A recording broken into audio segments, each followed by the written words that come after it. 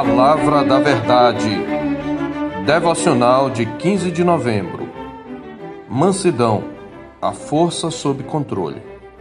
Bem-aventurados os mansos, porque herdarão a terra. Mateus 5:5. Comumente se traduz bem-aventurado por feliz.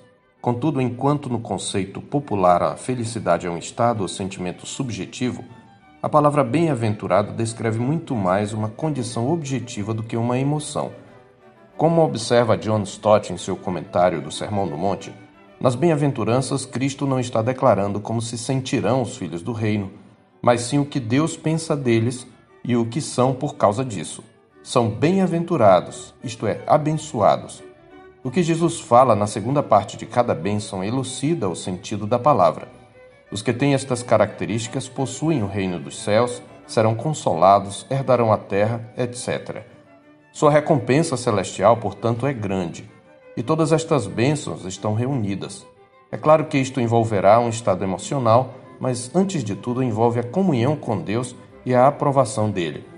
Sobre isto afirma Stott: é verdade que a bênção específica prometida em cada caso é apropriada à qualidade particularmente mencionada.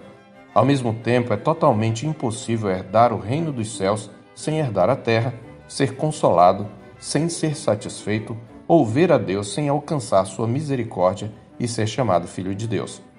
As 8 qualidades juntas, portanto, constituem as responsabilidades, e as 8 bênçãos, os privilégios, a condição de cidadão do reino de Deus. Este é o significado do desfrutar do governo de Deus. As bem-aventuranças não descrevem também grupos separados e distintos de discípulos, mas um só e o mesmo grupo. Elas descrevem o caráter do autêntico povo cristão. Elas também não descrevem uma elite cristã. Pelo contrário, elas descrevem o que cada cristão deveria ser. Todas estas qualidades devem caracterizar em alguma medida os filhos do reino de Deus, assim como o fruto do Espírito, descrito por Paulo, descreve 9 aspectos de um mesmo caráter, o caráter de cada cristão. Entre esses traços de caráter está a mansidão. Antes de tudo, precisamos entender o significado da palavra. O principal termo que descreve a virtude reúne as ideias aparentemente opostas de força e suavidade. Portanto, mansidão não é sinônimo de covardia, que é a atitude da pessoa que se submete por medo. Considere, por exemplo, a atitude das pessoas frente a uma ofensa.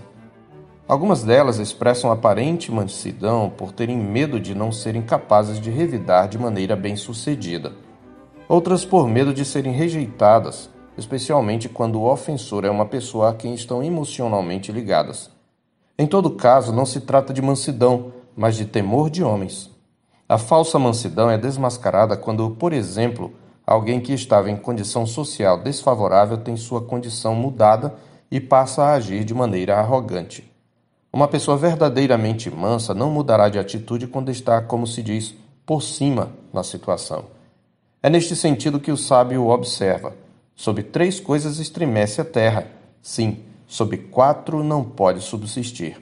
Sob o servo quando se torna rei, sob o insensato quando anda farto de pão, sob a mulher desdenhada quando se casa, sob a serva quando se torna herdeira da sua senhora. Provérbios 30, 21 a 23.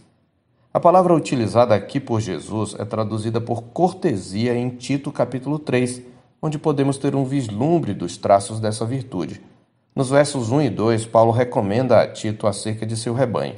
Lembra-lhes que se sujeitem aos que governam, às autoridades, sejam obedientes, estejam prontos para toda boa obra, não difamem a ninguém, nem sejam altercadores, mas cordatos, dando provas de toda a cortesia para com todos os homens. Conforme o verso 2, por oposição, os mansos não são difamadores nem briguentos, mas pacíficos. E esta é uma atitude adotada para com todos os homens, e não apenas diante daqueles de quem poderíamos extrair alguma vantagem. Assim, mansidão é a conduta pacífica, especialmente por parte de pessoas que teriam condições de agir de outra forma. Nossa mansidão é testada na forma como lidamos com as contrariedades. O Dr. Martin Lloyd-Jones está certo ao enfatizar que essa mansidão, que denota uma atitude humilde e gentil para com os outros, é determinada por uma estimativa correta de si mesmo. Ele destaca que é comparativamente fácil ser honesto consigo mesmo diante de Deus e se reconhecer pecador diante dele. Ele prossegue: mas como é muito mais difícil permitir que as outras pessoas digam uma coisa dessas de mim. Instintivamente eu me ofendo. Todos nós preferimos nos condenar a nós mesmos a permitir que outra pessoa nos condene. Por exemplo, apliquemos o princípio à prática litúrgica. Recitemos de boa vontade a confissão de pecados na igreja, nos autodeclarando miseráveis pecadores. Não nos constrangemos em reconhecê-lo.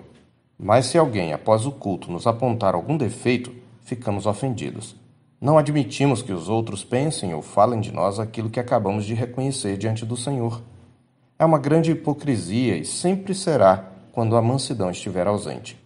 O Dr. Lloyd Jones resume isto admiravelmente. A mansidão é, em essência, a verdadeira visão que temos de nós mesmos e que se expressa na atitude e na conduta para com os outros. O homem verdadeiramente manso é aquele que fica realmente pasmo ante o fato de que Deus e os homens podem pensar dele tão bem quanto pensam e de que o tratem tão bem. Isto o torna gentil, humilde, sensível e paciente em todos os seus relacionamentos com os outros. Como em todas as bem-aventuranças, o Senhor menciona uma bênção particular que acompanha a mansidão. Temos um desfecho deveras surpreendente aqui, pois em qualquer período da história, o sucesso na ocupação da terra sempre foi ligado às guerras de conquista. Portanto, sempre foi comum se pensar que a terra seria dos mais bravos guerreiros. No entanto, Jesus diz que os mansos é que herdarão a terra. Ele está citando o Salmo 37. Trata-se de um salmo sapiencial que traz conselhos sobre como devemos reagir quando sofremos injustiça e vemos a prosperidade dos maus. Assim está escrito nos versos 1 a 6. Não te indignes por causa dos malfeitores, nem tenhas inveja dos que praticam a iniquidade, pois eles dentro em breve definharão como a relva e murcharão como a erva verde. Confia no Senhor e faze o bem, habita na terra e alimenta-te da verdade. Agrada-te do Senhor e Ele satisfará os desejos do teu coração. Entrega o teu caminho ao Senhor, confia nele e o mais Ele fará. Fará sobressair a tua justiça como a luz e o teu direito como o sol ao meio-dia. Então, nos versos 10 e 11, temos o princípio mencionado por nosso Senhor. Mais um pouco de tempo e já não existirá o ímpio. Procurarás o seu lugar e não o acharás, mas os mansos herdarão a terra e se deleitarão na abundância de paz. Neste salmo temos um fator adicional àquele apontado por Lloyd Jones ligado à mansidão. Além de expressar a visão que temos de nós mesmos em nossa indignidade, a mansidão é uma expressão de nossa confiança no justo juiz que a seu tempo corrigirá toda injustiça. Mais do que isto, a mansidão também reflete o perfeito contentamento em Deus. Aquele que se agrada do Senhor e confia na sua justiça não toma nas mãos o martelo do juiz. A mansidão é irmã gêmea da longanimidade e do domínio próprio. Trata-se da expressão da mais importante conquista neste mundo, a conquista sobre o próprio eu. Desse modo, a mansidão é a mais autêntica manifestação de bravura e valentia, como está escrito em Provérbios 16:32. Melhor é o longânimo do que o herói da guerra, e o que domina o seu espírito do que o que toma uma cidade. Este era o caráter de Cristo. Lembremos-nos, no entanto, que nosso Senhor foi duro e firme quando era necessário, como, por exemplo, na purificação do templo, em Marcos 11, de 15 a 19. Em questões pessoais, contudo, ele se comportou com espírito de mansidão, como diz a Escritura em 1 de Pedro 2,23. Pois ele, quando ultrajado, não revidava com ultraje, quando maltratado, não fazia ameaças, mas entregava-se àquele que julga retamente. A verdadeira mansidão, portanto, só é possível aos cristãos por causa da sua união com Cristo, e ela é cultivada na medida em que andamos no Espírito sob o jugo de Cristo, como ele mesmo nos disse em Mateus 11:29.